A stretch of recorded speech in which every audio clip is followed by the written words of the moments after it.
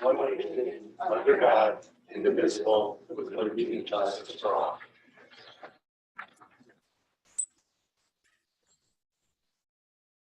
So first up, we have our school community session with public participation. I know there are some people here to provide a presentation in a few moments, and but is there anybody in the audience here that would like to speak? Be heard? Wendy, is there? Thank you. Wendy, is there anybody online that would like to be heard?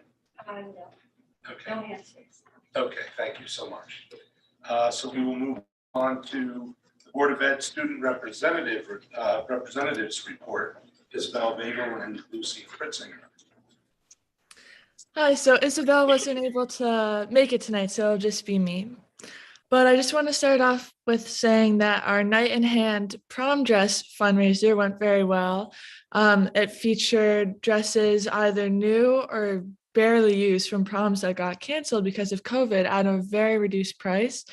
And for juniors and seniors, there was an excellent turnout. It went very successfully, and that all helped to fundraise for HAND. On the topic of prom or special formal events for HAND, there's also a spring fling canceled for April 30th in place of the canceled homecoming this past fall. Information was sent out to families this afternoon, actually. Additionally, trimester 3 exams went very well. It's been a while since I was last on a Board of Ed meeting, but T2 exams, went well. The 30-minute break that was requested by students and teachers alike was added back into the schedule compared to the 10-minute break that had been used during the T1 exams. And because of the support and appreciation by the school community for that 30-minute break, the administration is happy to say that they are not going back to the 10-minute break in between exams anymore. Additionally, spring sports have started. Boys lacrosse, I know, has a game this evening. I think they just started. But on the topic of sports, congratulations to gymnastics and boys basketball for both winning a state championship for their seasons. The Orlando trip was also outstanding for our vibe, chorus, and band members. For a lot of kids, actually, this was their first HAND field trip, and I heard that went really well. Additionally, congrats to the cast and crew of Rent. They just finished up performing 4 performances, very well executed. The musical quality was excellent, as so I heard. Also, the SAT just happened for juniors this past Wednesday. It was the first time law students took it online. And I myself was actually kind of skeptical about taking it online. I was like, not everything has to be converted to technology, but at the end of the day, I appreciate it being online because it made the reading section easier with highlighted passages. So out of bad or skeptical comes good. And that wraps up my report. Can I answer any questions?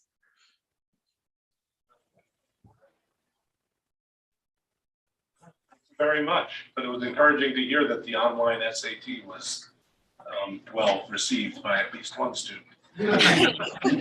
Huge sample. Thank you. Okay, so next on the agenda is the superintendent's report, Dr. Cook. Yes, and thank you, Lucy, for covering so many great things. You crossed a few things off my list. I just want to share, just to kind of capsule the whole winter season for sports, because we had so many students do so well, not necessarily individual students, but as Lucy said, boys basketball did win the state championship. Girls competed and had a 17-3 record for girls basketball, made it to the state semifinals. Cheerleading won the SEC championship, runner-up in the state championship, and was team of the year for the first time in school history. So really successful year for them. As said, gymnastics, who was somewhat flies under the radar a little bit, but probably has more state championships than any team in Daniel Hand history, won again. And so they're just fantastic. Boys swimming and diving was a Class M state finalist. Boys hockey advanced to the SEC finals and state quarterfinals. Wrestling finished third in the SEC and top 10 in the state. Indoor boys track finished sixth in the SEC, our conference. Indoor girls track finished sixth in the SEC conference. Dance team competed in several competitions this winter and it was very successful. We got some great reviews. Girls ice hockey as a young team, they co-opted with Brantford, HK, Coggeshall, and Valley, and made great progress with many new players this year. Had a new coach and very successful on all accounts. And fencing won 2 state titles recently, one in men's heavy and one in women's saber team. Also, just a great team, great team atmosphere. 60 students competing, and just had a very successful season by all accounts. As mentioned, I'll repeat one thing that Lucy shared. Thank you to the Daniel Hand administration for being flexible and having our homecoming and our teachers too. Homecoming dance is normally in the fall in April, and so I know they're excited to have homecoming followed by 2 rounds in a short amount of time. But I know we'll have great success. And then Polson and Brown PTO will have a presentation, very important presentation on April 11th at 6 p.m. Keeping you safe online. And so I think it's something we could probably present every other week, and still not hit everybody we need to with this important topic, but we're really trying to get the word out of that presentation. Thank you to the 2 PTOs for sponsoring that and for and also we expect to bring the next athletic director for Madison Public Schools to our next meeting. So we're finalizing that process, and we hope to have that person meet the Board of Education and interview with the board before next meeting and be announced at that meeting. So all things go well, we'll have some more information on that. In terms of tonight, we're thrilled. I'm thrilled to have Madison Youth Family Services with us tonight. You're all thrilled to have it.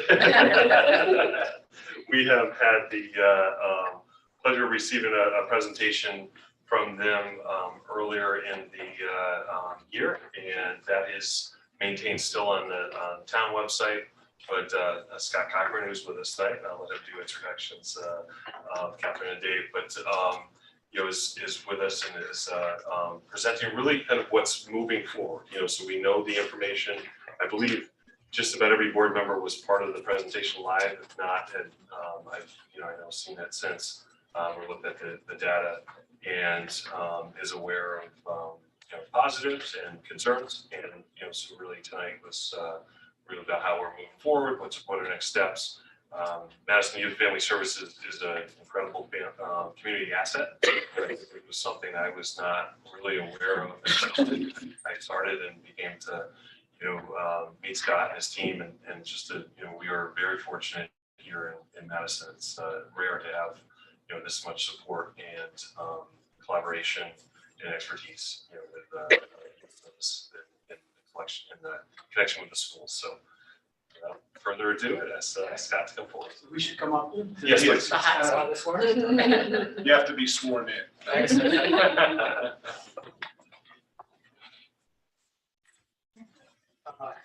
I'm probably just more comfortable standing, if that's okay.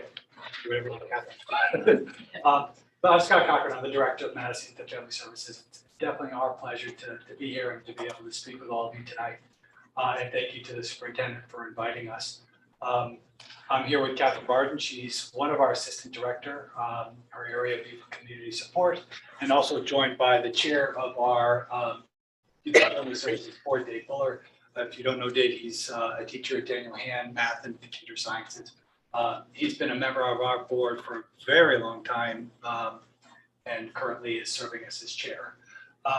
We're here tonight to talk about the next steps as the superintendent suggested. Thank you all for participating in our survey rollout.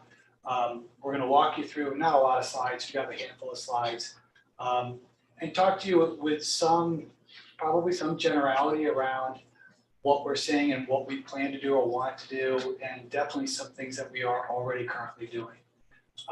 So Would you pull up how do we work for the slideshow? Just tell me where you want me to go. We'll just get started with the first slide. Thank you, Whitney. So important for you to know in a broad way. So the Youth and Family Services, we are defined under really a general state statute of the state of Connecticut as the Youth Service Bureau for Madison. So the state defines through that statute a YSB as an agency, typically a municipality, where the responsibility is to evaluate, identify, and essentially provide programs and services to the benefit of youth, mostly around social emotional needs. The statute doesn't identify social emotional needs because they didn't talk like that back in the 1970s. But the purpose of the definition is really to provide some structure for YSBs to function throughout the state. Madison Family Services is one YSB that's a part of the Connecticut Youth Service Association. That's a statewide association that's about 104 members, I believe, that covers over 140 towns. I actually serve on the board of the CYSA as vice president currently. We have a presence at the Capitol. We pay for lobbyists. We have a juvenile justice liaison.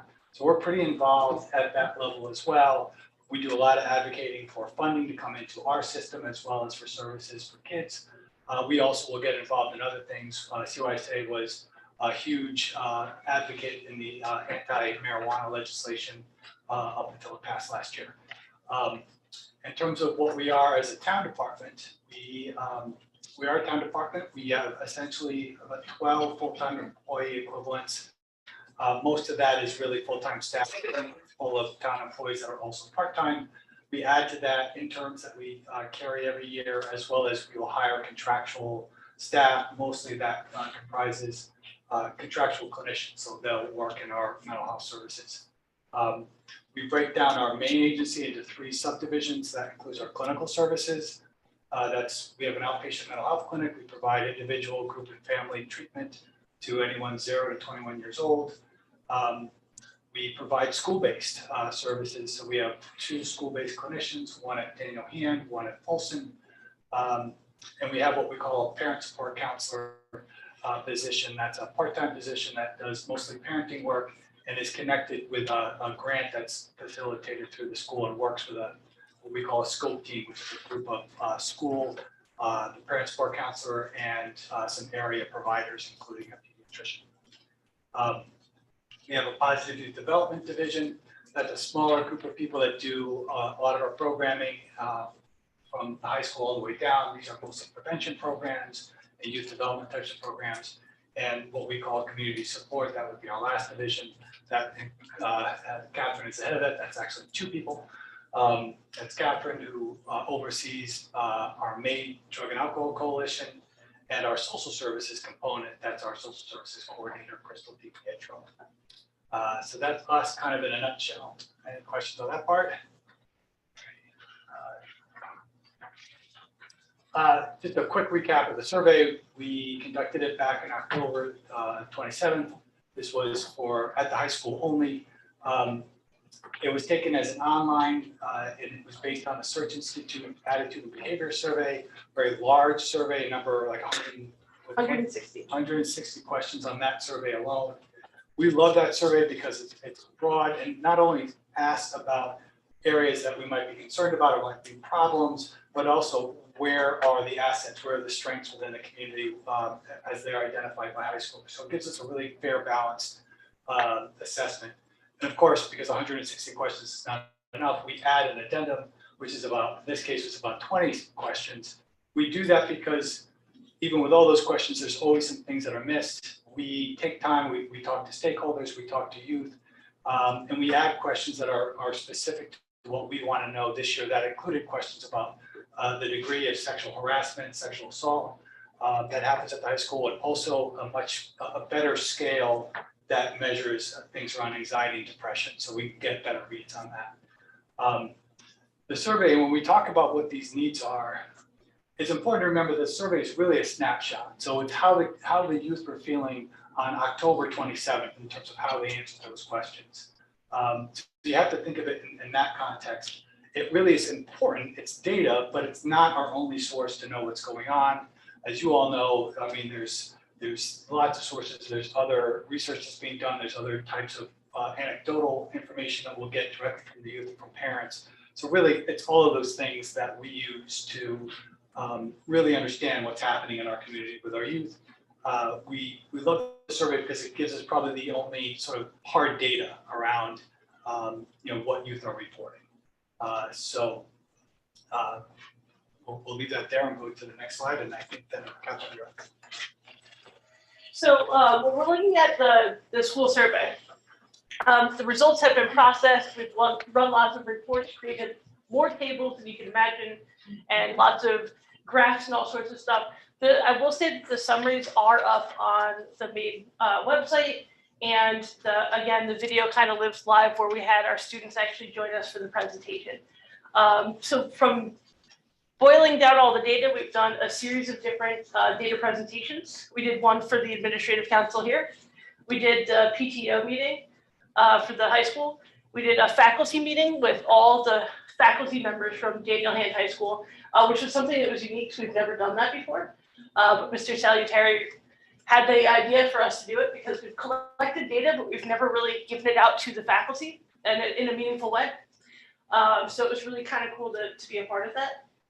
We've also done the Madison Youth and Family Service Board, and again, the big community-wide event. We also work with students in a way to get the information out in small pieces. As you guys can imagine, if we were to do a large assembly and show a whole bunch of data slides with graphs and tables and charts, it wouldn't go very well for the student population. So we try to find ways to get the students to release the data in their own ways through a series of posters, social media posts, and all of the aspects. And then of course, having it be a focus in our groups that we run. We already have all these positive youth development groups. We try to get the information into those groups so we can spread the information out to their peers.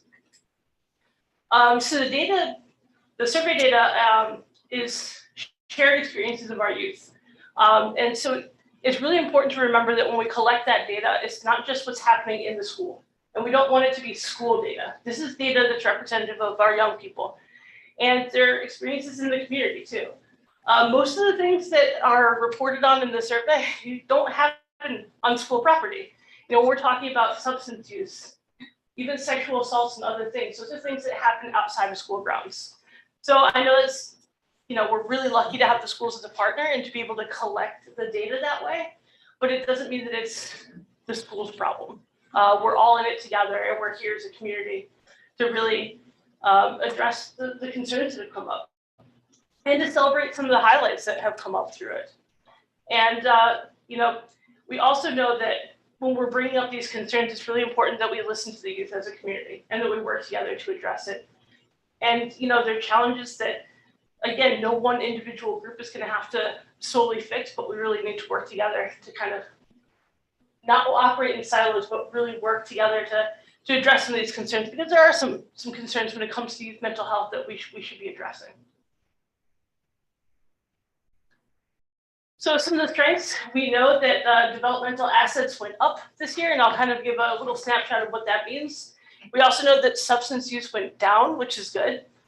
This was one of the first years we've ever seen substance use go down across the board in every substance, which is fantastic.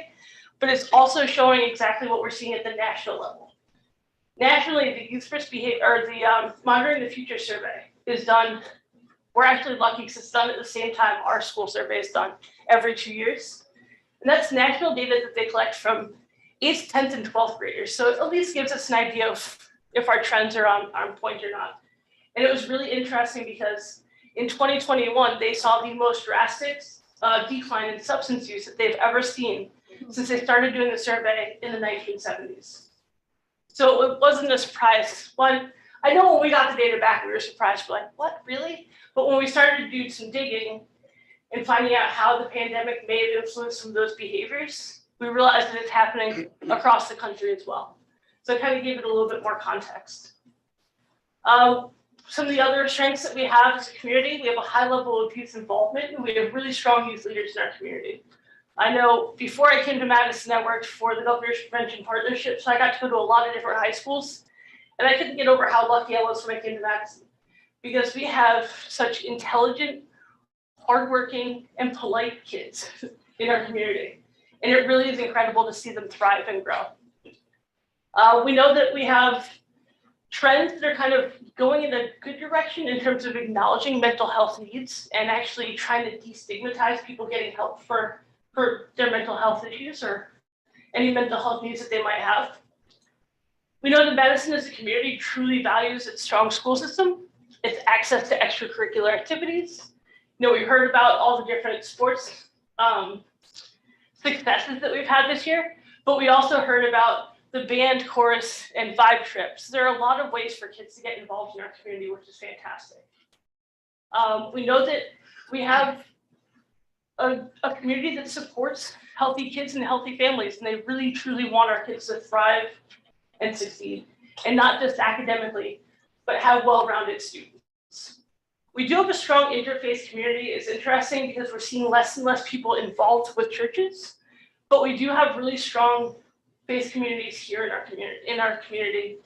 And we have a lot of charitable organizations like Madison Foundation, Neighbor to Neighbor, and we have a whole bunch of civic groups like the arts and other organizations like the Arts Barn, Scranton Library, Rotary Club, JCs. So we really do have a strong community. So for our areas of concern, definitely youth behavioral and mental health issues. So one thing that we track every 2 years very carefully is the attempted suicide rate. Over time, we started to see it go down. Unfortunately, we saw that climb back up during this school survey year. There's also the continued high rates of anxiety and depression. As Scott mentioned in our addendum, we kind of changed the questions a little bit because in the Search Institute survey, it asks about depression, not in the most in-depth way. It basically asks like, how many times you've been sad in the last month? And we thought we could do a little bit better. So we do use a tool that physicians use for screening anxiety and depression. It's the Patient Health Questionnaire number 4. So it's a series of questions and there's a rating scale. And I'm the lucky one that gets to go through the surveys and use the rating scale. But unfortunately, we've seen that anxiety and depression is continuing to go up, especially in the moderate to severe categories. There's also a concern about disordered eating. That went up this past year, as well as just having our resources stretched really thin in terms of trying to help with all these emerging issues. For substance use, while the rates have gone down, we're still really concerned about the promotion of cannabis products, especially now that we've legalized. We're going to get to the point where we're seeing retail stores. We know that the perception of harm has decreased over time, especially with the messaging around legalization. And we're always concerned about the risk of overdoses because of the prevalence of fentanyl, especially when we're talking about pressed pills and counterfeit pills that are available on the market. We're concerned about sexual assault and sexual harassment. Now that we have some baseline data, we can track it and see where it goes, but it's alarming to have those numbers and try to figure out what to do with it. And youth safety and self-esteem, especially among our females, because those were the 2 categories where there was a huge discrepancy between the way that males responded and the way that females responded in our community. And finally, for developmental assets, I talked about this a little bit. This is one of the big ways that we're addressing some of these issues. So developmental assets are really positive values, relationships, and experiences that help our children thrive as they're growing. They're kind of like building blocks. And they're in 8 very specific categories. There are 40 assets. There are 20 that are internal attributes and 20 that are external. So the categories are support, empowerment, boundaries and expectations, constructive use of time, commitment to learning, positive values, social competencies, and positive identity. So basically how a child feels about themselves, how safe they feel in school, in their community, in their family, and making sure that they have the support systems so that they can grow and learn and be resilient. Because we can't, unfortunately, we can't protect our children from failure. But hopefully we can allow them to fail in a safe way and that they can continue to thrive if something does happen.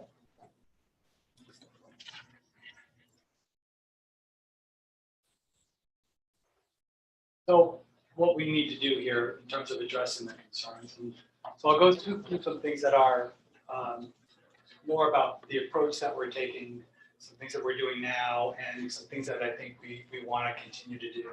And as I talk about some of these, we'll talk about the programs that we're running, but so much of what we do is in real close collaboration with the schools. And even as we're representing what we do, we don't do it in any kind of a vacuum. There's so much else that's happening that the school is providing to support social emotional health in general. So we see ourselves as a part of that. We see ourselves as always trying to find and fill gaps. We can bring some expertise or insight to something into the schools. We want to be able to do that. But we also realize that we cannot do this by ourselves. We don't have the staffing. And it's not, again, it's a responsibility of all of us. And when we really buy into assets, that's what we're talking about. It's sort of it's a village approach. Just by us talking tonight, we're building assets because we're helping you to be aware of everyone's role and how it works. So in terms of addressing some of our areas of concern, just to talk quickly about mental health and substance abuse. So things that we're going to aim at youth has to do in terms of the prevention side of things, providing more information, education, and really empowerment to youth. So those some of the groups that we would run that would be a part of that are peer helpers or peer advocate groups. We do what's called QPR. That's a evidence-based suicide prevention model. It's a pretty effective one and one that's really straightforward and easy to teach. So we've had several people trained in providing QPR. We made it a goal this year to train every single high schooler in QPR this year, and we're going to hit that goal thanks to our partnership with the school. So they're able to help us coordinate to get our trainers into every single health class. We work very hard to provide things through the health curriculum, again, in concert with the school teachers. We have provided and will continue to support education through assemblies and anything that we can do that would involve student-led initiatives. Our Girls United group has been sort of at the head of the awareness around the issues of sexual assault, sexual harassment. They, with our help and support, put on an event at the Green this past weekend in which they brought Jane Doe No More, the First Congregational Church, and did an awareness and fundraising for victims of sexual violence. A very poignant and moving experience last week, and I can tell you that. But that, again, is an example of a group, a student-led effort that created that opportunity for us to do that. We work hard to create opportunities for more group dialogue. When we're in health classes, we don't sort of look at ourselves like as teachers, we are more facilitators. And for how we want to help youth learn and understand things, we try to make it much more experiential and conversational, because we know with these kind of topics, they benefit from that kind of approach. And for substance abuse and mental health, obviously having access to services for people who need them. So that's having access to services within the schools, where youth can access things on their own. If a youth comes to our building or comes to one of our counselors, we don't care, charge them. We want to create a confidential, comfortable conversation so we can hear from them and try to help them. We don't care about the context. So that's kind of how we function there. In terms of what we try to do for adults, we open ourselves up to parents being involved in us. A parent could call us, again, talk to us confidentially about anything, and parents do take us up on this. It's not an unusual occurrence to have someone call us and say, my teenager, my young child is exhibiting this or is having this problem. I've been with the youth services now for 18 years. The last 6 as a director. I could tell you chapter and verse the different kind of stories parents have come and talked to us. Like, what do I do? I found this in my house. I don't know what it means. My child is saying this. I need help, and we help them. If they need our services, whether that's formal clinical services, we'll do that as well. We do as much as we can to promote healthy norms and healthy coping among adults. We will embed that in anything that we do that's presented towards adults, whether it's adults in the community or to PTOs, wherever adults are. And of course, anything that we can do to help people access programming for themselves and their children. All right, so with sexual assault, sexual harassment, we look at this and we think about, again, prevention and intervention. And this is a really heavy lift. This is really, if we want to make a dent on what's going on, we have to think about this in terms of shifting a culture.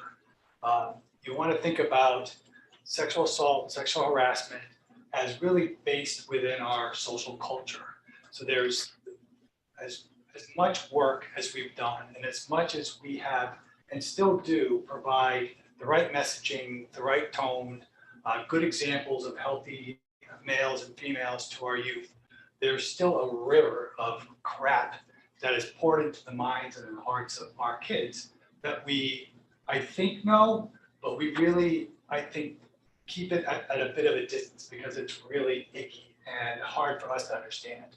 So that river is really through social media, internet access, and these are messages that are by and large very unhealthy, and is what really drives the behavior of our youth. So these are messages that go to girls that tell them how to behave sexually, how to act around other people in order to be attractive, in order to be popular, be liked in many ways. Messaging towards boys that continues to be fairly misogynistic, unhealthy, and aggressive.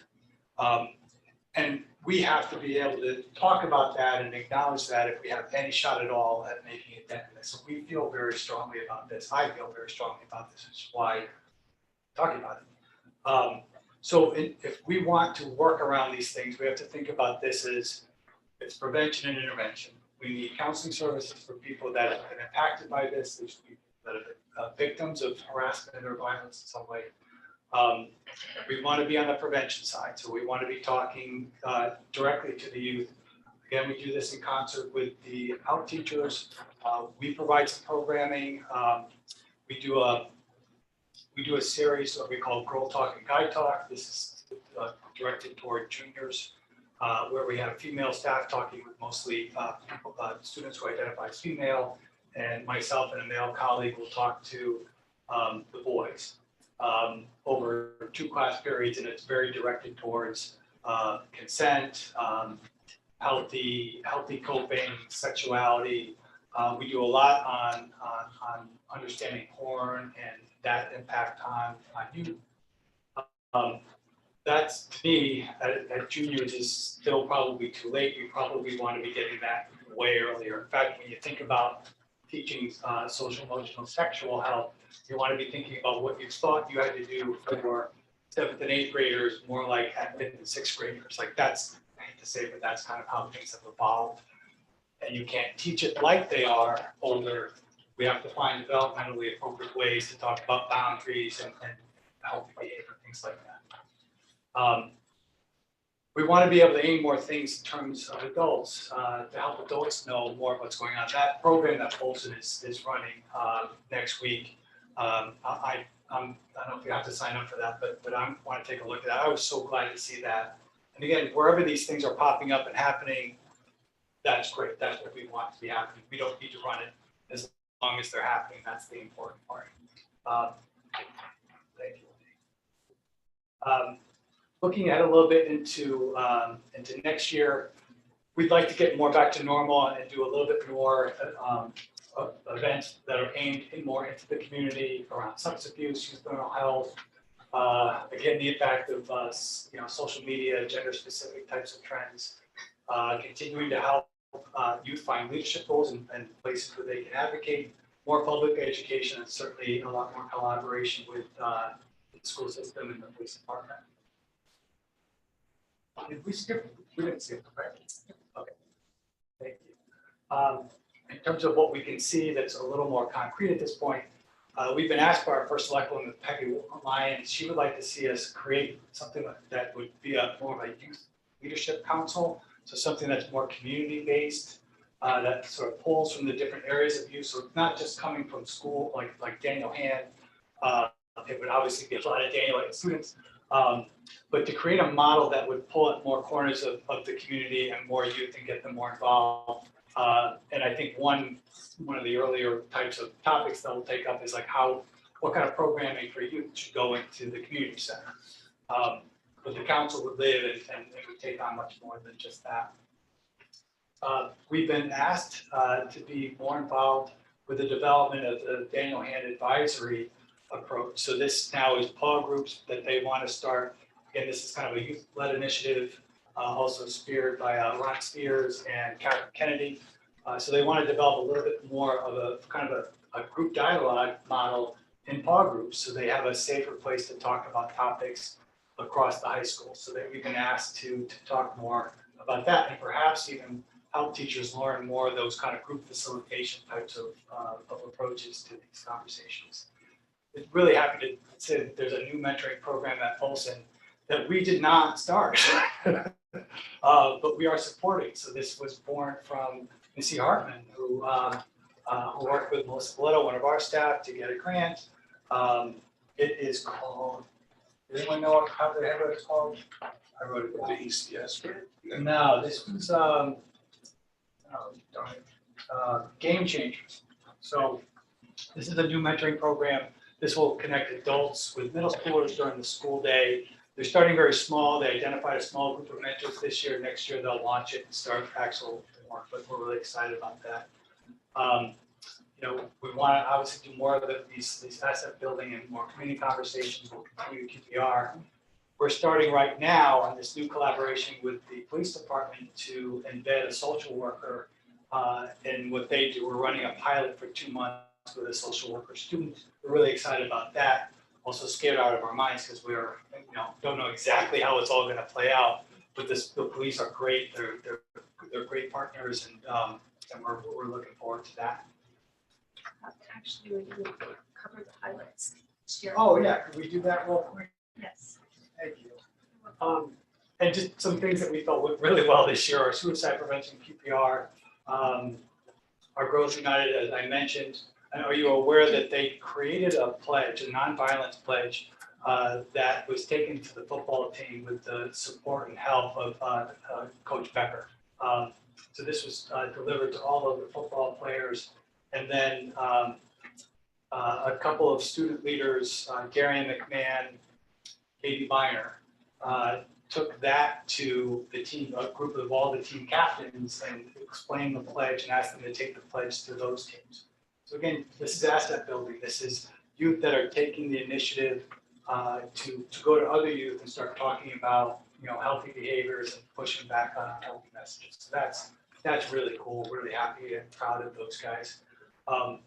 We have one of our new youth development coordinators who redid some of our social lunch groups that we do at the middle schools. We named it Grub Club. And that's really taken off. It doesn't affect a large number of youth, but those are small groups across every grade from I think he goes from from 5th all the way through 8th with those. I think there's one high school as well. We're doing, we collaborated to do some high school assemblies. We have more to do this year. We are doing some more elementary schools. One thing I really would be remiss if I didn't mention, the needs in younger kids, they've really exploded in terms of their social emotional needs. So we did, in a very intentional way, start to gear some of our programming to the younger ages.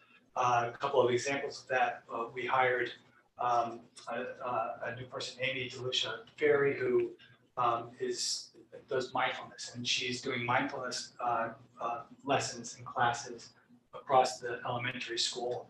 And I believe we'll be able to say at the end of the year that we've been able to reach every single elementary school with some lesson and teaching around mindfulness. And that is in addition to other things, is that the school system is also providing some of those types of lessons. We had one of our staff member and a parent developed this program called In Your Shoes. That is an experiential program where we're helping students learn what it's like to be other abled. So experiences around what it's like to have a social anxiety, to have anything that might be like a neurodiverse kind of an issue. So that's new and really exciting, and we're happy with that. We're developing new outpatient clinic groups as well. And we're almost there, folks. I don't run through a big picture. So this is just in terms of what we're concerned about on trends. We're going to continue to see the issues around addictions. Continue to be stressed for a while with our wonderful political and economic divide. We're noticing, and you're likely going to hear things like this. There's like this 2 years where we're seeing an impact of this, I don't know what we want to call it, just missing 2 years of the pandemic has impacted the development of our kids. I think in general, you could see kids that are now maybe a couple of years behind in what you would have expected. And it's not that straightforward. I think, where our wait list for our clinical services now is over 20 families. And it's at the point now where we can't even add to it. It's not fair to parents to say that we're going to be able to get you it's going to be really problematic for a while, not to belabor that point. In terms of some local issues, any family that has any risk of losing their housing, if they want to stay in Madison, they're going to have a really hard time for a while. The availability of housing is nil. We have a few families that are desperate to stay in town that are struggling and can't. The availability of affordable housing is even worse. And we're going to see a kind of a continuing financial strain. With that, we'll leave it on a higher note. Like, we have so many resources, and the number of assets in this community is so wide and so vast. Like, we feel very positive that we're going to continue to work together and address all these things. And appreciate your time and attention tonight. And if there's anything we can do to entertain any questions or discussion, we're happy to do that.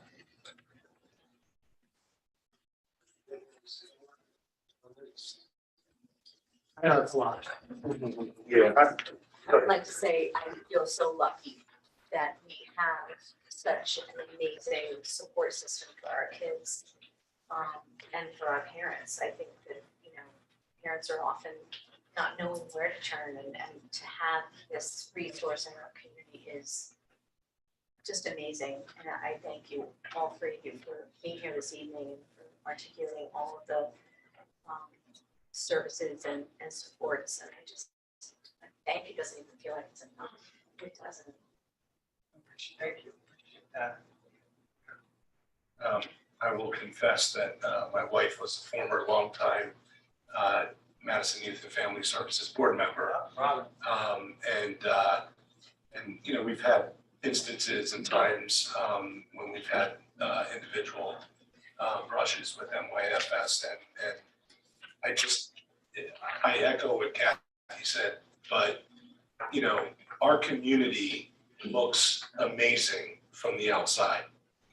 Our community feels amazing in many ways, but our community is like many other communities. There is a lot that goes on, and there's a lot more than meets the eye. And Madison Youth and Family Services is at the intersection of trying to help people when they need it most, and is possibly one of the best and most underrated resources we have in town. Thank you so much for everything you do. Thank you especially for your amazing partnership with the school district. We feel so fortunate to have all of the kind of programming that you've described this evening and more, and counseling services and all of that. And, I look forward to, with great anxiety, every other year, your survey results, because they're scary and they're eye-opening. And I'm not saying we're worse off than any other town. We're better off than most towns. But when you see what our students have anonymously reported this year, it is scary. And it's a time where we really need to give thanks, especially not only for uncovering it, for your ability to uncover it through those surveys, but everything you're doing and the devotion you bring to addressing it all. Thank you so much. Appreciate it. And can I just point out, you guys don't turn a blind eye to that. So I've been doing this for 18 years. And I'd say in the last 10, the shift in terms of the relationship and the willingness to look at things without as much fear and defensiveness, that's critical, because we went to Dr. Cook and to TJ with what we wanted to ask, not knowing that you would be okay with us asking that. And not only did we not get any resistance, we had support. We had absolutely, we have to ask these questions. We have to look at these things. So we do what we're able to do in concert with all of you, because I do believe that we all look at this philosophically in the same way. We all have, I think, the right heart and the right attitude to do this work. So we're very lucky and fortunate to be doing what we're doing here. I'll leave it at that because you're almost going to make me cry. Like it's going to touch me. So we have the same anxiety as the Yeah, I know. I have a good question. Yeah. What do you think your margin of error is? Like, what do you feel that the data that you collect, is it underreported? I love that question. I think there are certain tools in the survey that will trigger a false report and it'll throw out the entire survey. So I will say that nationally, when you do the survey online, we typically see about 15 to 25% of surveys thrown out. Here in Madison, that number is much, much lower because our kids are genuinely and generally pretty honest about how they answer.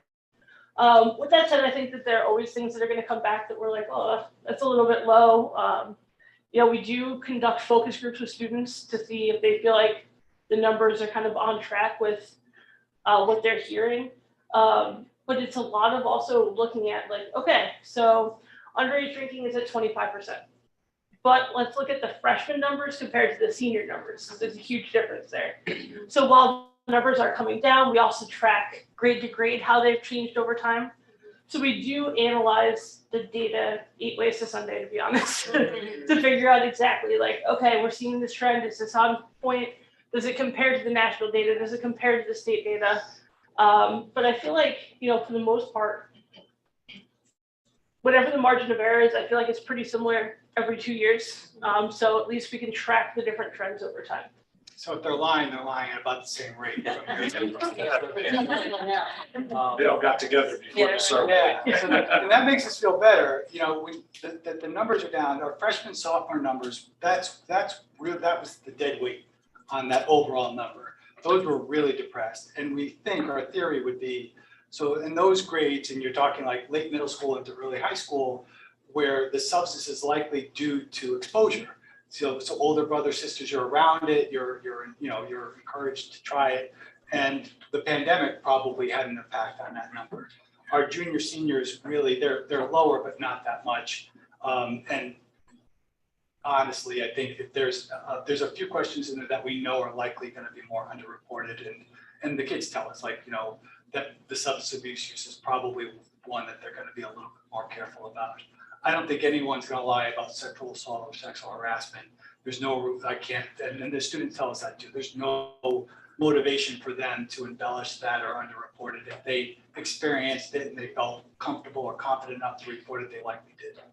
Some of our females have said if the sexual assault numbers are underreported, it's because the females themselves are having a hard time, or the victims themselves are having a hard time either coming to terms with the fact that it was a sexual assault or defining it as a sexual assault, because sometimes the lines are a little bit blurry, depending on the situation. So it's tough, but I think overall, we're pretty confident with at least having some quality data that we can track year to year. Great job. Thank you so much. Thank you. Steve, did you have a question or a comment?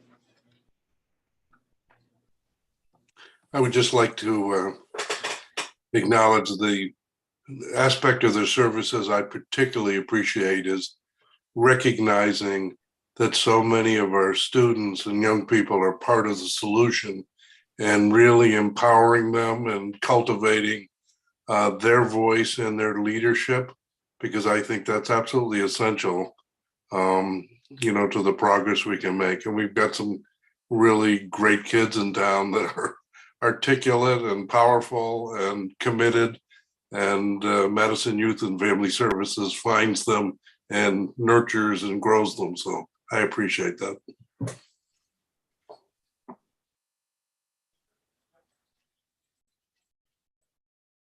Thank you so much for another amazing presentation.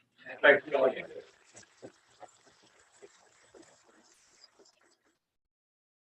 Scott, Catherine, and Dave for being here. Appreciate that. Just one final announcement. Tomorrow is National Paraprofessionals Day, so I want to recognize our paraprofessionals. That is our second largest group of employees in the school district. And you know, when we think about they have very diverse jobs. You know, they may be working directly with students, working with a whole class of students, working on technology in the library. And so they really do touch the lives of all of our students. And I frequently hear from parents how appreciative they are about the support of our paraprofessionals. Thank you. So I just wanted to echo what Dr. Cook stated. We rely a great deal on our rich complement of paraprofessionals to aid our education program success. Paraprofessionals bring so much to your respective classrooms, including an obvious love for what you do. Thanks for supporting learning throughout the district, and thanks especially for your extraordinary contributions during these past couple of years that have been extra difficult due to COVID considerations. On behalf of the board, thanks so much for all you do to help us to meet our district mission. We greatly appreciate you.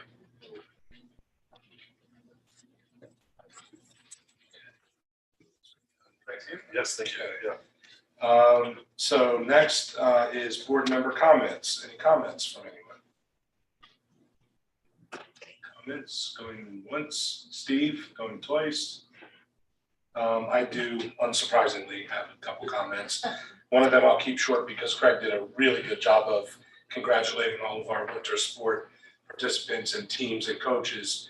And I want to congratulate all of our teams and student athletes for all of your commitment and dedication, as well as your excellent results.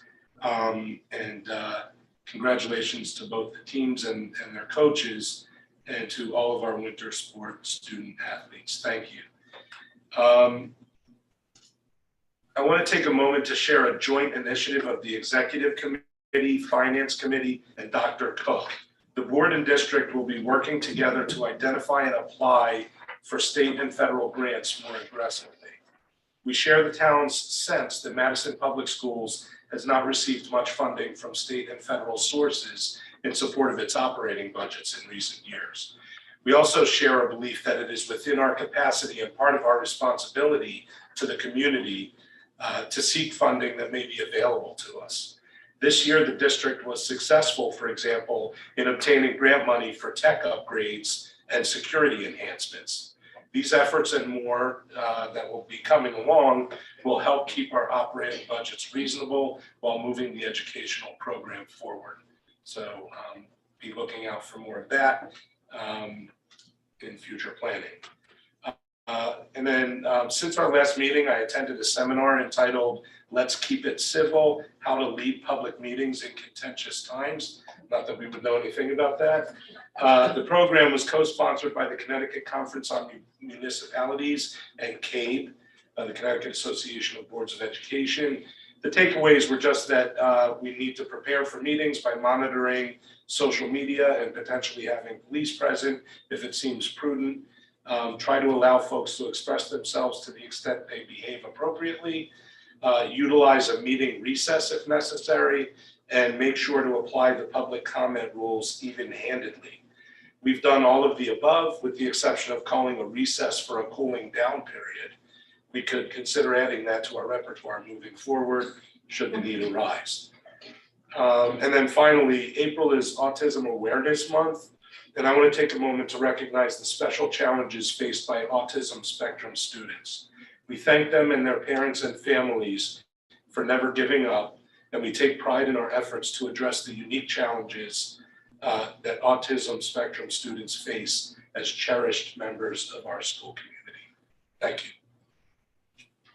Any other board member comments? Okay, thank you. Moving on to audience response to information presented. We don't have an audience live.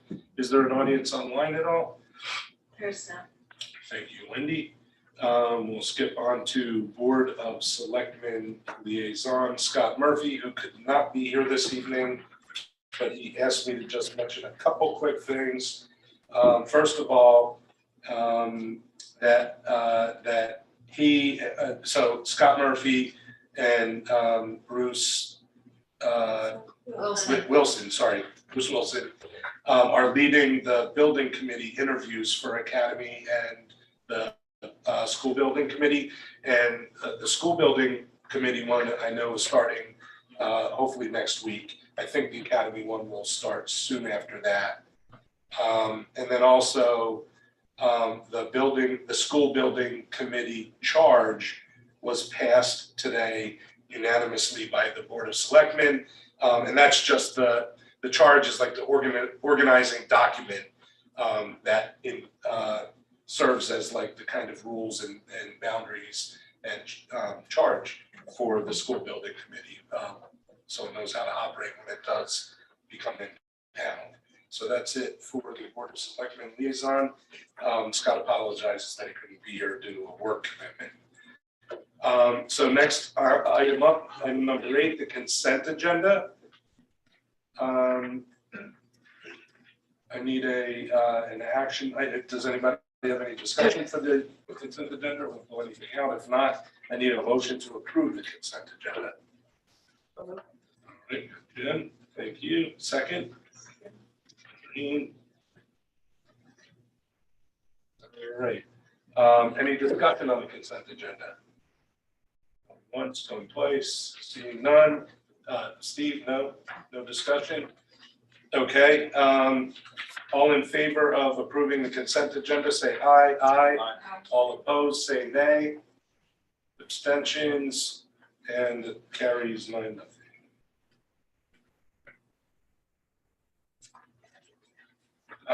Now we move on to board committees and liaison updates. And we'll start with the curriculum and student development committee that met this evening. Steve, please. Yes. In our curriculum and student development committee, Jen Gordon, Kathy Miller, and myself, and Seth, as board chair, was also attending, and our assistant superintendent and our superintendent. There were 2 presentations. The first one had to do with English and language arts, but more specifically, it was presented as a demonstration of how the district pursues the kinds of goals that we find in profiles of a graduate throughout a young person's experience in our schools. Those goals are referred to as transfer goals, and they're, and the transfer goals means that it transfers from class year and each grade year, but also transfers through to life. So it was a fascinating conversation using English language arts as that example. But how it is done is that there are vertical teams, and when we say vertical teams, that means representatives from all the different grade levels per every subject area, and they look at things like, how do we teach kids to really develop alternative perspectives and to be able to analyze fiction and nonfiction, which is an outcome we want for our students when they graduate. But this team looks at it, what would it look like in first grade? And then what would it look like in 3rd and 4th grade, and then 8th grade? And they keep looking at that, adjusting as needed. The presentation was great. It also had video presentation that showed those same goals as they were manifest at the younger ages and right on up through high school. So really good presentation, that addresses the fundamental idea. We have our mission and we keep talking about how do we cultivate, 21st century skills. And, that's what Profile of a Graduate's about. But this spoke to how that is actually done across all the different grade levels. So it was a great presentation, and any other member of the committee, if you want to add anything to that, feel certainly free to do that. The second part of the curriculum meeting was about what is referred to as a Fab Lab. And as it was joked about, it doesn't mean fabulous lab, although they are fabulous. It's about Fabrication Labs. Now, what this is about is increasingly these are finding their ways in schools around the country. There are not that many in Connecticut, but there are some. But the whole purpose of them is to give young people the opportunity to really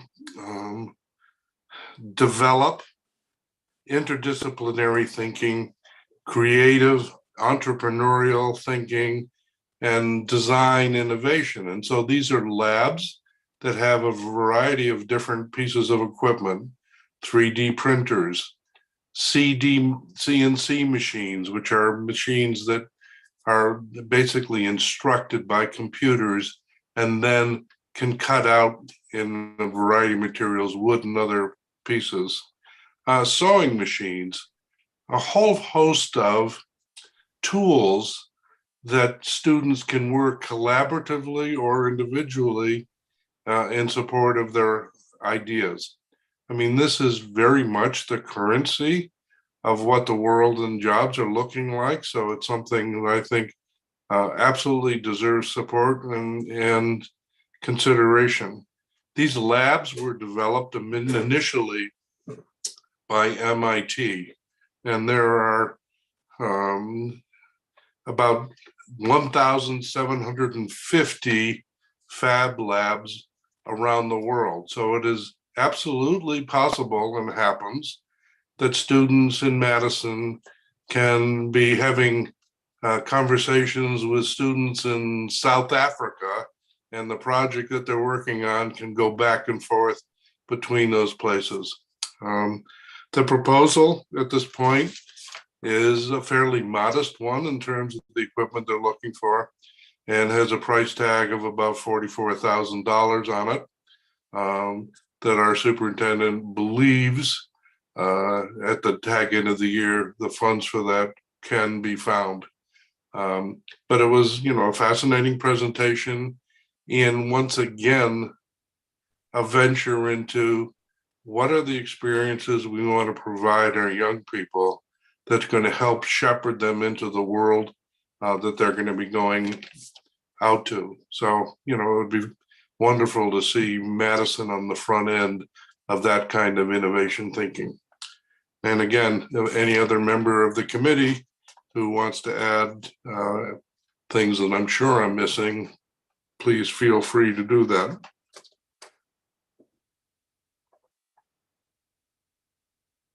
Yes, no? You nailed it. Yeah. End of report. Thank you. Any other questions from the board for Steve? For that committee? No? All right.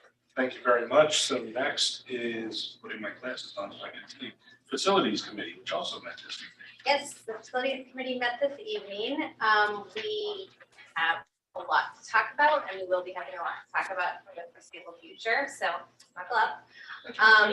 We started talking about, as Seth mentioned, the building committee, so I'm also serving in that committee with the 2 board of selectmen liaisons to help select the building committee. We hope to, all the applications have been received to the town, and we hope to hold interviews in the next couple weeks and appoint those members next month. The committee will have 2 Board of Ed liaisons, 7 community members, and 2 alternates, and then 1 liaison from the Board of Selectmen and 1 from the Board of Finance. So stay tuned on that. Bill also gave us an update on the selection of the ownership representative for the project. 4 firms have applied, and they'll be interviewing the firms this Thursday in person. That committee is made up of Mr. McMinn, Dr. Cook, Stacy Novitz, Public Works Director, the first select woman, and then Seth from the Board of Ed, and then Jean Fitzgerald from the Board of Finance. And that firm will be selected by that committee and then appointed by the Board of Selectmen. We also discussed RFQs for architectural services for our new projects up and coming. So Bill is soliciting qualifications at this time for an RFQ for the new school. And the plan is that once the building committee is appointed, They would review those and then request the actual proposals. The RFP for the Brown work already went out and Bill received 6 firms.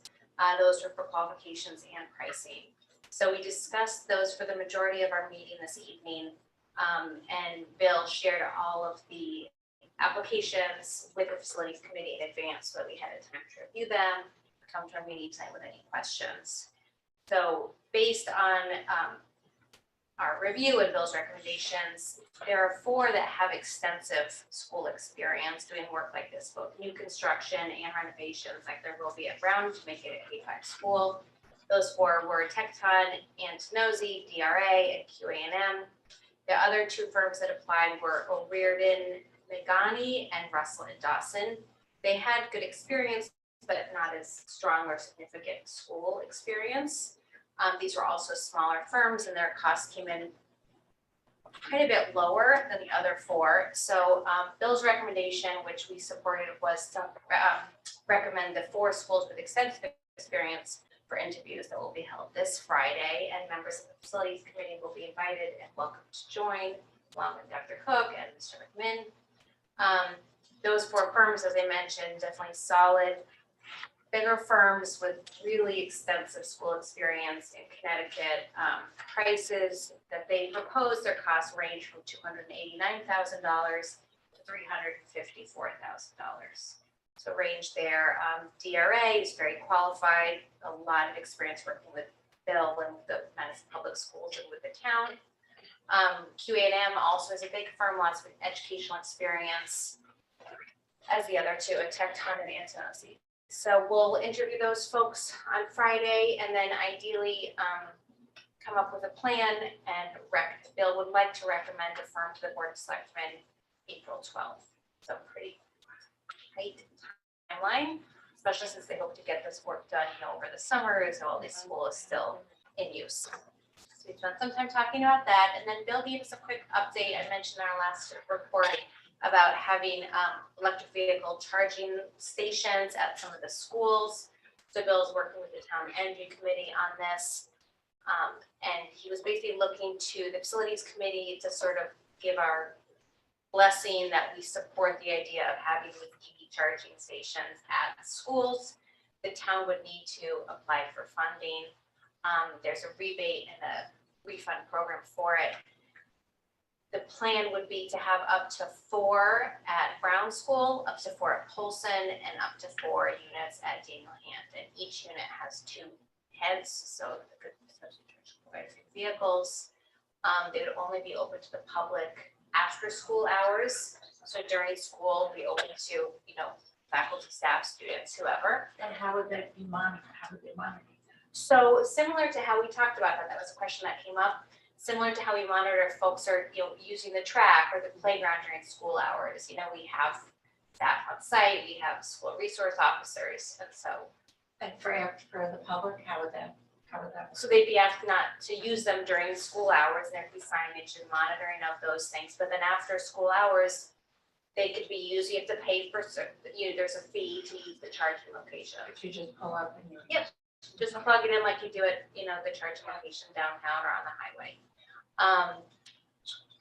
Yes. Okay, I have my answer. So there's a net neutral cost once it's installed because the users would pay the fee, and they expect that the fee would cover then the cost of the unit and the maintenance. The town funds the project, and then is reimbursed up to, I think, it was like $40,000 for the cost of the installation. So the units themselves, there's a 50% rebate for the units that the town would then pay the difference, and then up to 100% reimbursement up to $40,000 for the installation. So no expense to the Board of Veterans Schools. So the facilities committee did discuss this and voted that we express our official support. It's a process. They still have to apply and take other things into consideration. So we will bring that to the board April 26th for an official. We support this. The Board of Selectmen wants to hear that the schools are okay with this plan. Do you know why the town wanted to, what the purpose for not having it somewhere else but to having it at the schools would be? They would have it in other locations as well. These are just some of the. Yeah, so I locations. expect that they'll install some here on town campus. It's just that they were asking us for. No, that's And then okay, I the just didn't know if that was the only place that would be useful. And one thing that Bill mentioned at the last meeting was that we already have the equipment in place at some of these locations. I think Brown is the only one that's a little bit trickier because there's the two parking lots, but there's a lot of the infrastructure already in place with the solar carports that were built in. So part of a larger town project. So my question is about, will these take away some of the parking spaces during the day from faculty or from students like they can? Is there any penalization for them to be parking in one of these places if they don't have an electric car during the school day? And then the draw of having the public on school grounds, even after school, there's a lot of students there for athletics and clubs and other activities. So I think there's maybe a slight security, risk issue there to think about. Those are all good questions, and I don't have answers to all of those. Bill did talk about, he feels confident that there's enough staff and faculty parking at most of those places, but that's certainly something that we would consider moving forward. I mean, they're still in the learning planning process, working with the town energy committee, but I think those are things that would be considered. Because I don't know how many, staff members actually would utilize it. Right. And you don't want to take away their spots. Let's say you can't park there now because now it's empty during the day. Right, he felt, especially in light of some decline in enrollment, that we would be able to utilize the spaces and we'd be okay. And I think more and more staff are purchasing cars. We've noticed more of that. And I think it would be just a good thing to have. I don't think it would be the draw. The schools would be the draw unless family was coming for a athletic event or something like that versus say downtown or even here or somewhere like that. I don't know that there'd be a lot of people pulling in to charge for a couple hours. And the other thing he mentioned was that, you can't just park there, and get charged a lot, right, just park there. So then again, if it's a staff spot, if they're working, so they can't just go out and move the car in 4 hours. We wouldn't want to penalize them, now you owe us money, Oh, Like if you're saying They're there that for if they 7 were hours. charging because they Right, were they have actually an electric charging an electric vehicle. Right, but then they're working, Yeah. so they can't go out and move it after 2 hours, so that we don't want to paying them with a big bill. Yeah, we would, that was my concern. So I wanted to make sure that, we wouldn't have people saying, I gotta leave my class. So we make sure that the time frame works long enough that they've had, back into Just lunch don't- period or something don't like do that, it during that be able to time, do it, yeah. So we'll bring that to the full board for a vote, just sort of a vote of support to move forward. As you know, Bill is very thorough with these things and we can get answers to any other more detailed questions. And then the last couple of things, they'll just give quick updates, moving along on the closing for Jansen property and the front entry work at Brown and Polson. Those go on time, on schedule, and there was no public comment. End of report. Any other questions for facilities? Going once, going twice. All right, Finance Committee, Galen. Thank you. We have not met since our last meeting. Our next scheduled meeting for the Finance Committee is at 6 p.m. on Tuesday, April 26th.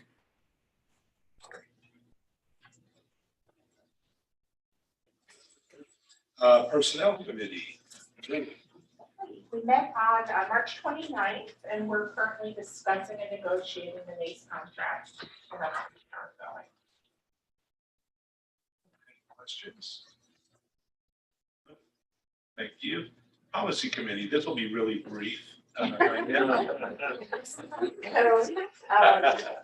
like personal, so I'll just give you actual meeting that we had notes and then we talk about some of the other policies. So we met on March 15th. We had policy notes from Shipman, and with their recommendations and explanations for the changes that they recommended in the policy. So we were looking to rescind and replace two policies, 3100.3 and 3130, regarding cash accounts and money in school buildings. And Dr. Cook spoke with the administration, and all we did was change the amount to a more realistic amount for this year. And we voted to move it forward for a first read to the board, and we'll see that tonight. Then we talked about 3281, grants, gifts, and bequests to the district. We changed a couple of lines, added back in approval by Board of Ed for donations and larger amounts. And then after the revisions were made, we amended it again so that the principals could accept a larger amount, and then the over 1,000, the superintendent would accept it with board approval. And then we talked about 3281R, which is a regulation, which we don't vote on, but because it's referred to in 3281, we reviewed it and discussed some changes on that. 5141 and 5141R were regarding fundraising activities. They were previously covered under 3280 fundraising. So we reviewed it and made some changes. There were some lines that needed to be either or, and so we made those changes. When we voted to move policy 5141 to the first read to the board for tonight. And Dr. Cook made some changes with regulation after discussing with administration. So there's just one change in that we'll have to make a motion for later, and it's that we actually need to rescind 3280 because we're replacing it with 5141, but we don't actually have that verbiage in the action item, so we can do that later. Then we talked about policies to rescind. We talked about 4112.5, drug-free schools. This is the one policy to rescind that will go for 2 reads because it needs to be rescinded after policy 4116 passes, which requires 2 reads. The rest of the policies, 4118.5, 4121, 22, 26, 4135, 4140, 4211.1, and 4212.42. We are recommending to have the first read tonight and recommending to waive the second read so the action also happens tonight because they're just being rescinded. And all of the recommendations are discussed by Superintendent Goodwin in your policy notes, which is in your packet, which I hope that you review. Then we talked about policies. Going too fast. 9.7, which is the drug, alcohol, tobacco, and talent use by students that we discussed previously and had to relook at. We reviewed the revisions and accepted it, and we voted to move it forward to tonight for a first read, and that will go for the full 2 reads. Then there's policy 4116, alcohol, tobacco, and drug-free workplace. We again reviewed the revisions and accepted them. The changes were discussed because we wanted to allow the exemption of the smoking cessation aids and to make sure that the school property definition was under the definitions and aligned with all the other definitions of school property in previous policies that we passed. So we voted to move that forward, and it's tonight for first read. Then there's policy 1150, and this one was discussed in great detail. So the 1000 series is regarding the public. And so there's not very many policies in the 1000 series. And in fact, policy 1150 is the only one that prohibits anything, and it prohibits smoking. So the revisions that we made were regarding, again, discussing smoking policy, the definition of tobacco, and we had to include the updated definitions of cannabis from state statute. So what was discussed in great detail was that we don't actually have a policy banning illegal drug use, controlled substances, or alcohol within this community section. And we kind of see that as an oversight because we're specifically banning tobacco, but really nothing else, even though it's kind of assumed that it is banned. It is banned for students under policy 59.7, and it's banned for personnel under 4116. So we've decided to forward the question to Superintendent Goodwin regarding whether or not we should have a separate policy regarding all these things that we know are banned, but are not specifically banned, and go ahead and pass 1150 because it's updated with the specific definitions about cannabis from state statute. So that's what we decided to do. So we voted to keep the changes that we made that complies with the state statutes regarding cannabis. And so we voted to move it forward to a first read tonight, knowing that we're going to wait for a reply from Superintendent Goodwin regarding the other sort of missing substances that should probably be mentioned in a policy, and see if we're going to just stick them in this policy later under a revision or have a new policy. So that was the meeting. So tonight we have policies for approval. It's the third reading for bylaw 9600. which actually we will have to slightly amend the wording because it actually is a combination of 9600 and 9600.1. So we really need to rescind 9600.1 and pass the new 9600. So that's just like a wording change because it was just sort of left out. It's a third read for bylaw 9640 and a third read for bylaw 9660. Those will be voted on first. When those, if they pass tonight, change the third reading requirement to a 2 read, which then we go to the second reading tonight for policy 5113, 5121, 5131.911, and 5131.914. And since those are a second read tonight, they will also go for action tonight because we no longer have a third read policy if the first read passed. Then we have policies for the first reading, which I already mentioned, 1150, 3100.3, 3130, 3281. And then the first read to rescind 4112.5, but will not be recommended for action tonight. Then we have policies 4116, 59.7, again for first read, and 5141. Then we have policies proposed for rescission tonight, 4118.5, 4121, 4122, 4126, 4135, 4140, 4211.1, 4212.42. And those are recommending that we waive the second reading and rescind tonight. And the report. Any questions? We can talk about policy. I've listening. But any questions about the meeting, about what we discussed, or when we go to have the action items, then we can, any questions on that? Super, On an individual basis. yes. So. And we can vote on them as. Right, thank you, that's quite something. And I promise you, much later on policy after. We're gonna call you the Terminator. All right, so thank you very much, Diane, that was great. Learn liaison, Marianna. Okay, learning meeting was on March 10th. We had Superintendent Marianna Reyes from Regional Multicultural Magnet School. She presented the work being done in they're doing the International Baccalaureate School project, which I don't believe we don't do that, right? And with the support of the magnet school, so they're helping them that with a grant.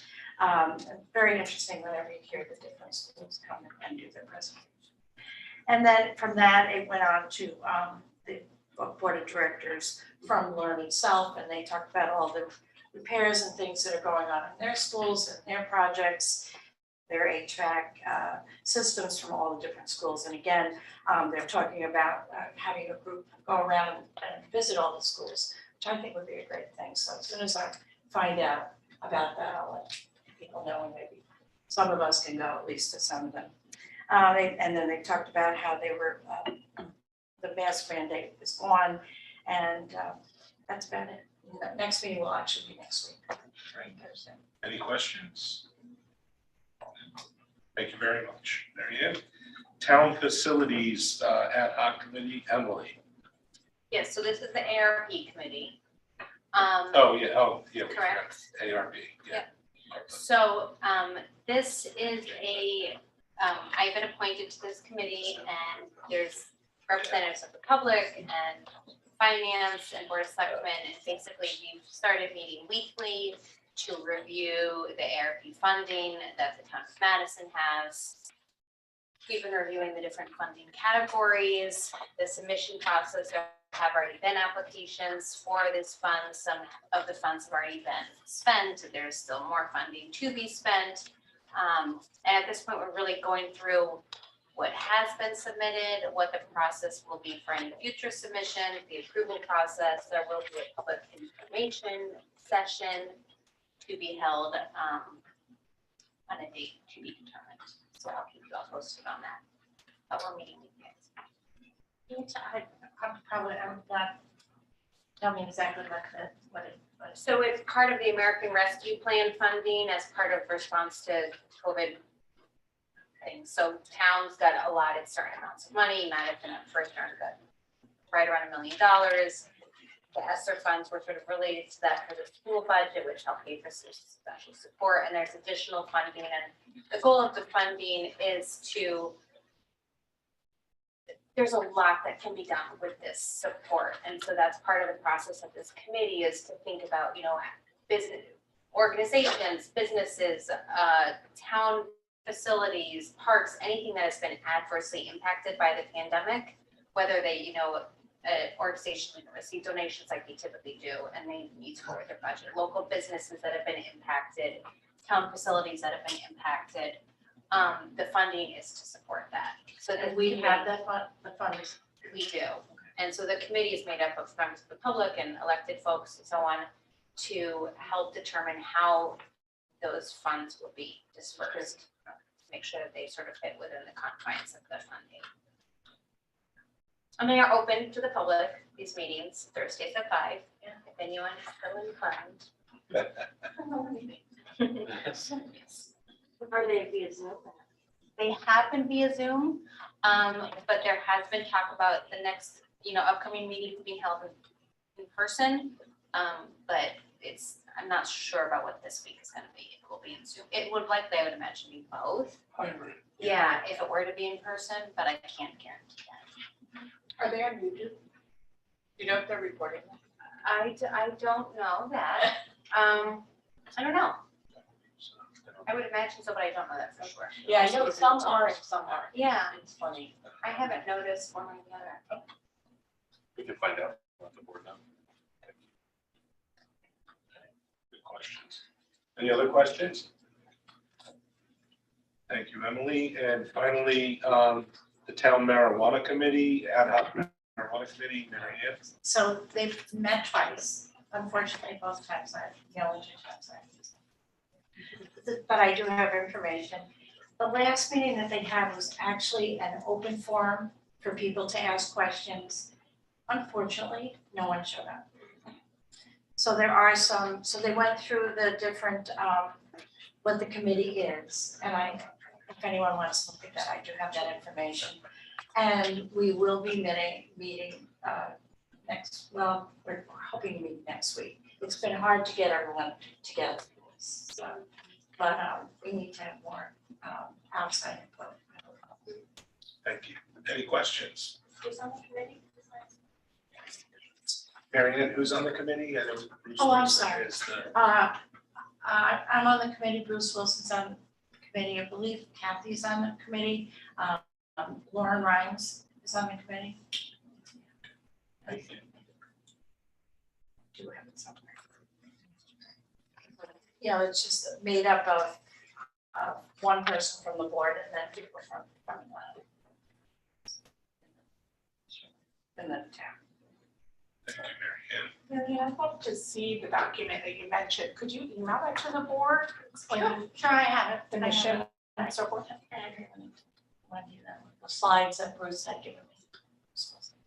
But I can email it. You could whether you're myself. Yeah, I'll Yeah. email.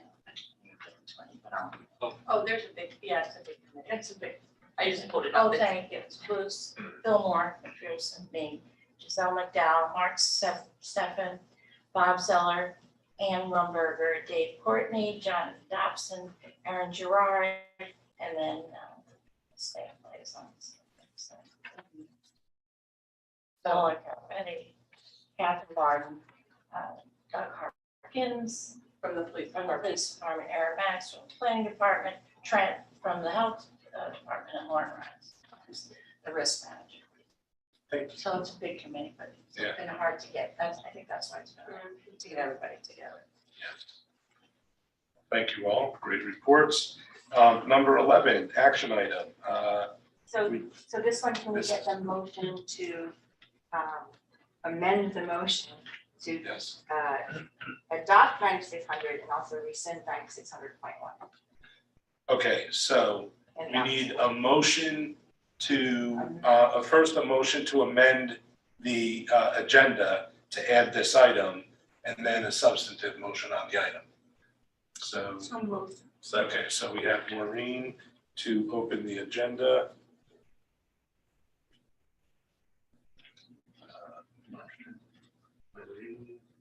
Seconded by Galen.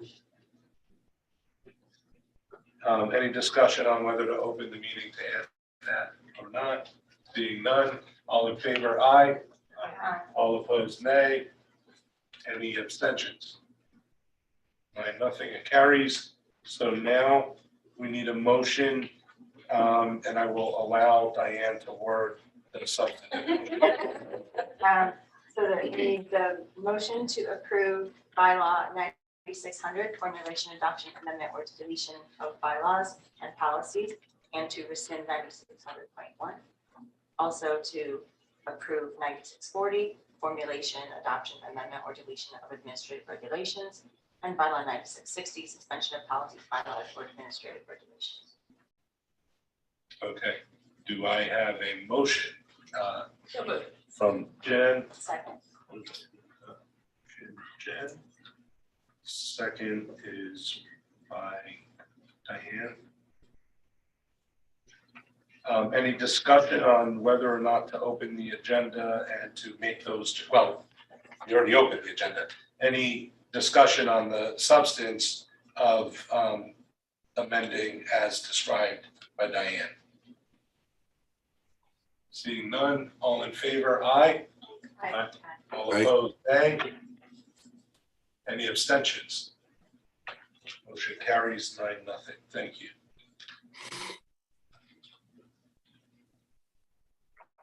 Okay, action item number 12. And this is also to approve the following policies, and I will allow Diane to lead us through that. So these are policies 5113, student attendance, truancy, and chronic absenteeism. Policy 5121, chemical health for student athletes. Policy 5131.911, bullying prevention and intervention. Policy 5131.914, safe school climate. All of the policy notes are there for them. There's no other changes needed for these. Okay, So these are a second read and action because we just passed the 9600. thank you. So I need that motion to pass those. Moved by Jen, a second. Kathy, thank you. Any discussion on any of the substance of any of those moved provisions? Seeing none, all in favor, say aye. Aye. All Aye. opposed, nay. Any abstentions? Okay, carries 9-0. Thank you.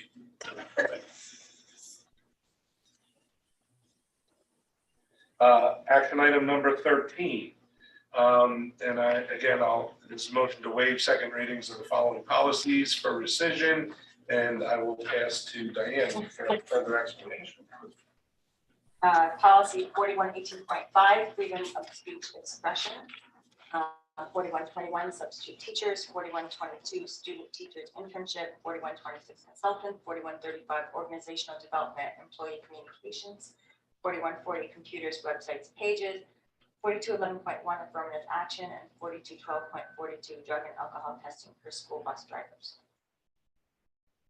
Okay, so I need a motion, and then we can go into discussion. Motion by Maureen, seconded by Emily. Thank you. All right, and just to kick off discussion, just want to point out to the public for their information that yes, we are moving to rescind these policies, and the policies have, some of them have some good juicy names that you would wonder why we would remove them. But please note that it's very mundane reasons. It's housekeeping mostly, or law changes that render the current formulation of these policies either obsolete or we have provisions that already address these either in other newly adopted provisions, or we've moved them to regulation, or we've moved them to like the contracts or something like that. So these things are recommended to us by. They're covered by statute, or they're covered by regulation. Exactly. Or another policy. Yes. And this motion is not to approve the rescission, but to waive the second read. Yes. Thank you. All right. Any other discussion? Seeing none, all in favor say aye. Aye. All opposed, nay. Any abstentions? We have unanimity again. Thank you. Action item 14. Motion to approve rescission of the following policies. Diane, hit it. So these are the same policies that we just waived the second reading, 4118.5, 4121, 4122, 4126, 4135, 4140, 4211.1, and 4212.42. Same comment as before. I need a motion from Marianne. Thank you. Wanted to get involved in the action here. Second. I'll second. Right. Right, stepping up. All right, any further discussion on these? All in favor, say aye. Aye. Opposed, nay. Abstentions, none.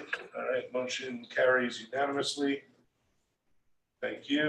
Can I just express one thing? Sure. Just my gratitude to the policy committee and to Diane. I truly, this is a lot of busy work and important housekeeping for the bylaws and for the policies, and I appreciate the work that you're doing. It is a lot, and I'm grateful. Yeah, So, I expected that. I can only imagine the amount of behind the scenes work that Diane and Wendy are doing on a daily, weekly, monthly basis to get us through all of this. And Diane, kudos to you for keeping us on track and efficient with all of our meetings. You know, I think it's a big benefit to all of us. Thank you.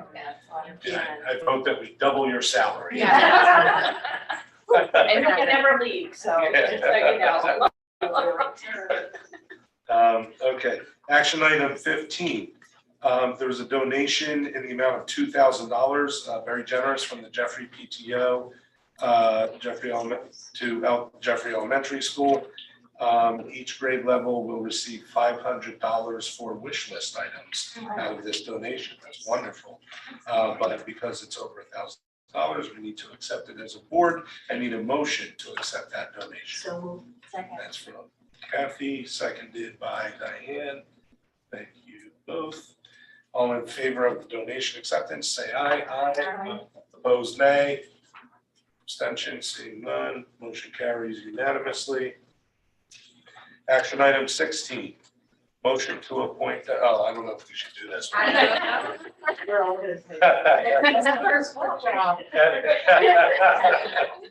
As we announced at the last meeting,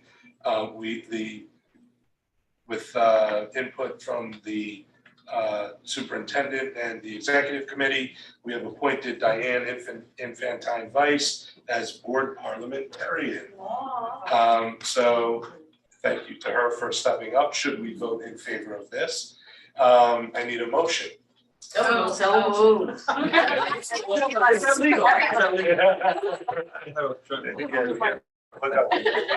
Yeah, it's a, what is it, a voice vote or saying or something? Seconded by Kathy. Nobody else wants to do it. You know, it's like a giant step down. All right, any discussion? This is your last chance to get a barb in before. So, Yes. yeah, I wasn't at the last meeting, so tell me what the role is. Okay, well, the board parliamentarian is, and we have to vote on it because it is an actual board position in the bylaws. It's not an ad hoc committee assignment or regular. The board votes on it, and it is the person who attempts to help keep order in the meeting. Not to be confused with a sergeant at arms, not by physical means, but rather by the weight of that Robert's Rules book. Yeah. She's gonna literally throw that. That's great. We can think of no one better on this board to serve. Thank you so much. And so any further discussion? Just a shout out to her predecessor, did a great job. Yes, it was awesome. Great. I agree. Where am I getting? All right, anything else? Any questions? No. All right. All in favor, say aye. Aye. Opposed, nay. Abstentions, motion carries unanimously. Thank you. Thank you again for stepping up, Diane. Wonder what will happen when you have to call yourself on one of your own policy committees. Oh, no, that's Okay. Action item 17, motion to approve the minutes of March 1st, 2022 Board of Education meeting. So moved. That's Diane, seconded by Jen. Any discussion? Anybody find any corrections or amendments? All right, all in favor, say aye. Aye. All opposed, nay. Abstentions? I thought you were holding out for an abstention, but motion carries 9-0. Thanks, Rob. Action item 18, motion to approve the minutes of the March 15th, 2022 Board of Ed meeting. I need a motion. So moved. Diane, second. Second. Jen. Any discussion or amendments recommended for the March 15th Board of Ed minutes? None, seeing none. All in favor, aye. Aye. All opposed, nay. Yeah, I do have to abstain, I wasn't there. And one abstention. All right, so Yeah, I think. Yes, I would have to do. one, from what I understand, you don't need to. I always thought you had to abstain if you weren't there. From what I understand, you can still vote in favor of it, but I will accept those abstentions. That's a traditional way of looking at it. So that's fine. So Did you two, watch the meeting? Did you check the minutes? all right. So no nays, 2 abstentions, and Galen and Marianna, that means 7, 0, and 2, motion carries. All right. Any old business, item 19? Any old business, going once, going twice? I don't even know what old business is. We're talking about, 1939 World's Fair, maybe? It's probably something they can do. Yeah. Give a table discussion. All right, so number 20, agenda item 20, future agenda items. What are those? Not kidding. Any recommendations for future agenda items? No. Item 21, meetings and dates of importance are listed in your packet. So April 26th is now not a workshop, but a business meeting? Yes. Thank you. So that would be the one change on that.